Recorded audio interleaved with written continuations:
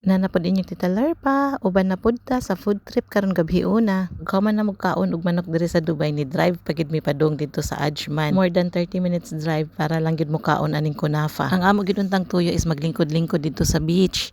Unya kay gisarado Manila kay gi-renovation under construction. Sharing is loving mi sa kunafa kay mga tag-as mig sugar.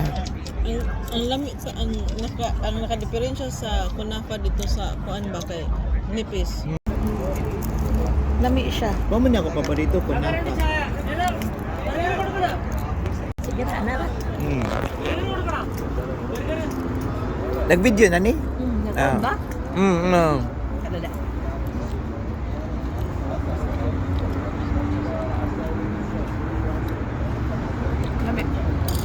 Wala mahuman namong laag dito sa Ajman kay wala man jud mi kapadaplin sa dagat manang nihapit mi diri sa Sharjah Corniche. Nice kayo magmuni-muni diring dapita, relaxing. Sa hapon or sa buntag nindot ni diring dapita kay nasad siya mga floating cottage nga mga namaligya og foods dito sa unahan. Time check 1. Time check. Time check. Unsa man ako pag time check? 1:52 1:52 AM. 1:52 AM here in Sharjah. Inga na mi kalagan. Yeah. Nintagikan dito mi og Ajman. Nangaon og kunafa. Yeah, and see, the people are still alive.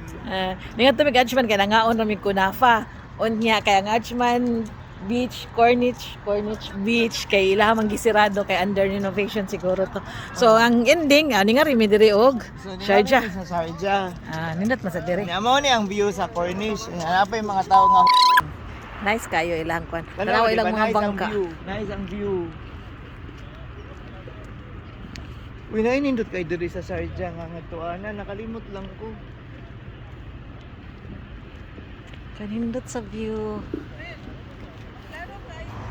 Klaro kayo oh. Kadaghana sa isda oh.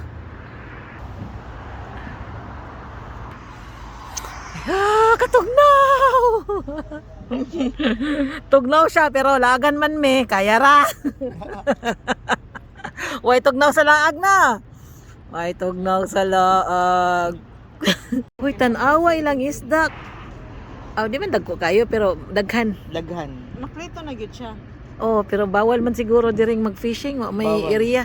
Pero na sila yung mga fishing boat.